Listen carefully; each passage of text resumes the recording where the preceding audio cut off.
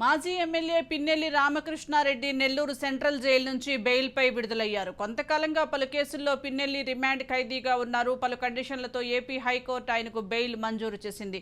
జైల్లో నుంచి బయటకు వచ్చిన వెంటనే పిన్నెల్లి హడావుడిగా కారులో మాచర్లకు బయలుదేరి వెళ్లారు. పిన్నెల్లిని పరామర్శించేందుకు మాజీ మంత్రులు కాకాణి గోవర్ధన్ రెడ్డి, అనిల్ కుమార్ జైలు వద్దకు వెళ్లారు.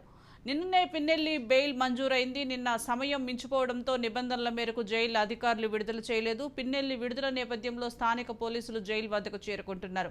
నరసరావుపేట పోలీస్ బృందాలు నిన్ననే నెల్లూరుకు చేరుకున్నారు. జైలు వద్ద ఎలాంటి అవాంఛనీయ ఘటనలు జరగకుండా పటిష్ట బందోబస్తును ఏర్పాటు చేశారు. దీనికి సంబంధించి మోర్ అప్డేట్స్ మా ప్రతినిధి చరిత్ అందిస్తారు. చరిత్. Thank you Sujatha. ఏదైతే పిన్నెల్లి రామకృష్ణారెడ్డి ఘటనలో రోజుకొక ట్విస్ట్ అయితే జరిగింది గత కొద్ది రోజులుగా. అంటే బెయిల్ కోసం అయితే ఆయన చాలా పరితపించాడు. సార్వత్రిక ఎన్నికల సమయంలో ఈవీఎం ని ధ్వంసం చేసినటువంటి ఘటన, అలాగే పలు రకాలుగా అంటే ఏదైతే ఆ స్థానికంగా ఉన్నటువంటి పోలీస్ అధికారులు బెదిరింపులకు గురి చేశాడు, వారిపై దాడికి పాల్పడ్డాడు, అలా వివిధ రకాలైన కేసుల్లో అయితే మాత్రం పిన్నెల్లి రామకృష్ణారెడ్డిని రిమాండ్ కి తరలించడం జరిగింది. కానీ ఈ పరిస్థితుల్లో పిన్నెల్లి రామకృష్ణారెడ్డికి నిన్న బెయిల్ వచ్చినటువంటి పరిస్థితి. రిమాండ్ కి నెల్లూరు సెంట్రల్ జైలు నెల్లూరు జైల్లో అయితే పిన్నెల్లి రామకృష్ణారెడ్డి దాదాపు 54 రోజుల దాకా కూడా రిమాండ్ లో ఉన్నారు. నిన్న ఎట్టకేలకి బెయిల్ వచ్చింది హైకోర్టులో. ఆయనకి బెయిల్ వచ్చినటువంటి క్రమంలో నిన్న సమయం మించిపోవడంతో ఈ రోజు ఉదయాన్నే పిన్నెల్లి రామకృష్ణారెడ్డిని జైలు నుంచి విడుదల చేశారు.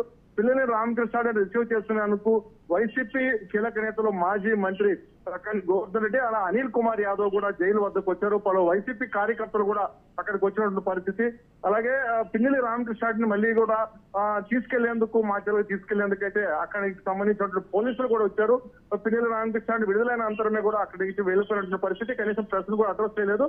ఇక్కడ ఉన్నటువంటి ఎవరైతే కాకాణి గోవర్ధన్ రెడ్డి ప్రశ్న అడ్రస్ చేశారు, అడ్రస్ చేస్తూ కూడా ఆయన పలు సంభాషణలు అంటే ఇక్కడ టీడీపీ ప్రభుత్వం, కూటమి ప్రభుత్వం కక్ష సాధింపులకు పాల్పడుతుంది, అంటే వైసీపీకి సంబంధించినటువంటి వారిని జైల్లో పాలు చేస్తున్నారు, వాళ్ళపైన దాడులకు తెగబడుతున్నారంటూ కూడా కాకాణి గోవర్ధన్ రెడ్డి ఆవేదన వ్యక్తం చేశారు. అయితే ఈ ఘటనపై అయితే మాత్రం ఎలాంటి ఇటు టీడీపీ నుంచి అయితే ఎలాంటి కౌంటర్స్ అయితే ఇంకా రానేటువంటి పరిస్థితి ఉంది. అయితే ఏదేమైనప్పటికీ మాత్రం పిన్నెల్లి ఎపిసోడ్ ఈ రోజు ఉదయం రిమాండ్ అనంతరం విడుదలైన తర్వాత అయితే ప్రశాంతంగా అయితే ఆయన గుంటూరు బయలుదేరిన పరిస్థితి Sujatha. Right, thank you Charith Kumar.